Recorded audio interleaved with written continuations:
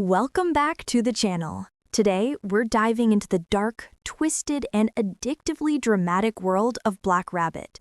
If you're new here, buckle up because episodes 1 through 6 are packed with betrayal, crime, family drama, and some shocking twists you won't see coming. Episode 1, The Setup. The story kicks off at Black Rabbit, the hottest restaurant in town. This isn't just a place to eat, it's a world of its own. A burger joint, a fine dining hall, a bar, and a nightclub all rolled into one. At the center of it is Jake, the magnetic owner everyone admires. But beneath the glamour, tension brews. Jake's friendship with Wes is crumbling, and the wedge between them is a woman named Estelle. As Jake raises a toast one night, the celebration turns to chaos. Two armed robbers burst in, targeting Jake's diamond watch collection. But they don't just want the jewels. They want his watch, the fake one.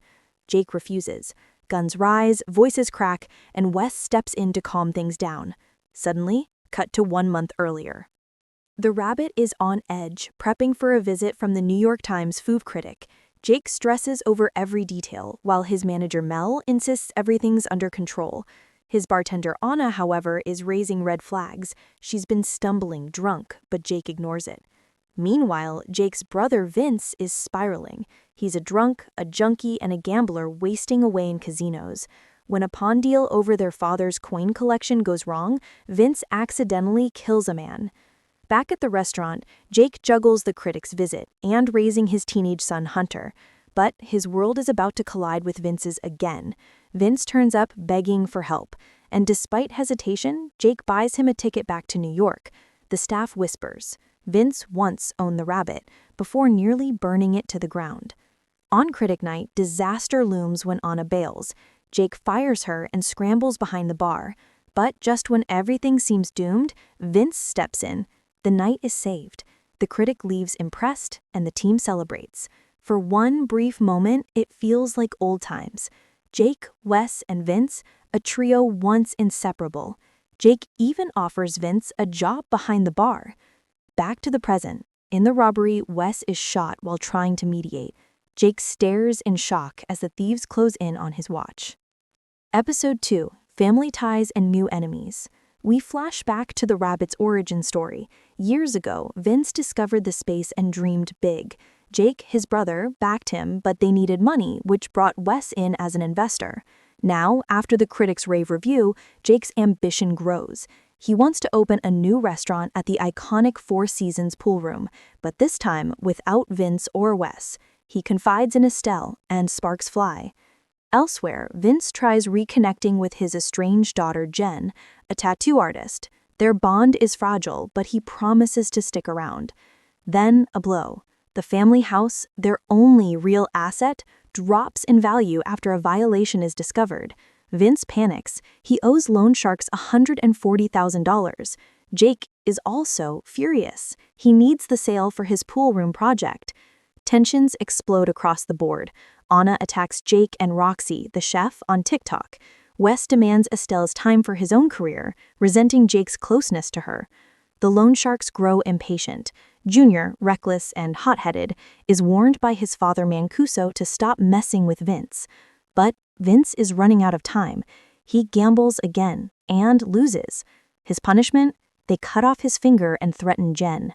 Broken and desperate, Vince finally confesses to Jake. He owes too much. He's drowning, and Jake can't save him. In his darkest hour, Vince contemplates suicide. Jake stops him, but vows to take control himself. Meanwhile, Anna reveals the real reason she lashed out. She was roofied and raped by Jules, a VIP customer. Another staffer was molested. Jake ignored the warning signs.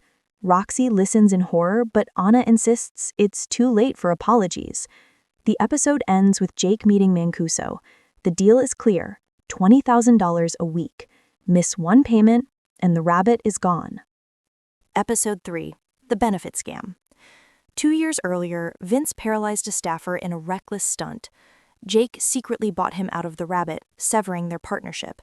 Now Vince drowns in debt while Jake struggles to keep the rabbit alive. Roxy warns him about Jules, but Jake ignores the danger. With options running out, Vince pitches a wild idea, a charity benefit. It's a scam to cover his loan shark debt. Jake hesitates but agrees, disguising it as a fundraiser for kids. On the night of the event, secrets unravel. Roxy invites Trevor, the staffer Vince crippled. Tensions flare.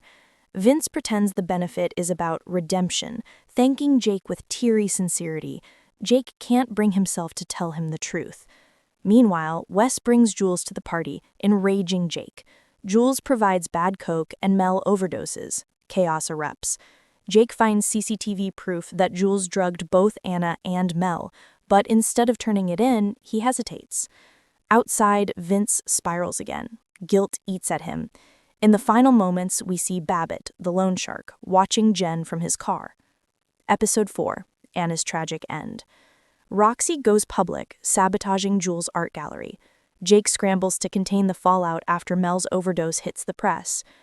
Meanwhile, journalist Lisa investigates the rabbit's dark underbelly. Anna becomes her target source, but Anna wants to move on. Jake and Estelle give in to their attraction, starting a secret affair. But Jake's world is unraveling fast. Vince demands money he doesn't have. The brothers clash only to unite when they realize Maddie and Anna were tied to Mel's OD. Vince corners Maddie into arranging a meeting with Jeffy, a shady fixer. Jake tries to patch things with Anna, but she unleashes years of pain. He harassed her when she first worked for him. She storms out. The lawyer representing Jules lurks, watching. Later that night, loan sharks trash Jake's apartment. Vince, drunk, lets slip that Anna might be blackmailing Jake. The sharks decide she's a problem. The lawyer tries to buy Anna's silence with $250,000 and a one-way ticket to Cancun. She refuses. Moments later, the loan sharks arrive. She panics, slips, and fatally hits her head. They flee, unaware Vince's watch has been left behind. Episode 5, The Fire. Anna's death ripples through everyone. Jake demands answers, but Vince is off chasing his next scheme with Jeffy, insurance fraud. The plan? Burn down the family home. Jake resists, but Estelle calls, rekindling their affair, and in his high, he agrees to the arson. The brothers bond over memories in the house, confessing past sins. Jake admits he stole $100,000 from the rabbit. Vince admits he OD'd and ruined their band's shot at success. For once, they feel united, as they torch their father's house. Meanwhile, Estelle tries to break up with Wes. He lashes out, accusing her of cheating with Jake. Furious, he teams with Roxy to plot a takeover of the rabbit. The cops investigate Anna's death, but Jake insists it was an accident. Vince looks terrified, hiding his guilt. Later, the loan sharks kidnap both brothers. They plan to kill them to erase ties to Anna. Jake bargains for time, promising them the upcoming diamond watch exhibition. Greed wins out, and the sharks let them go.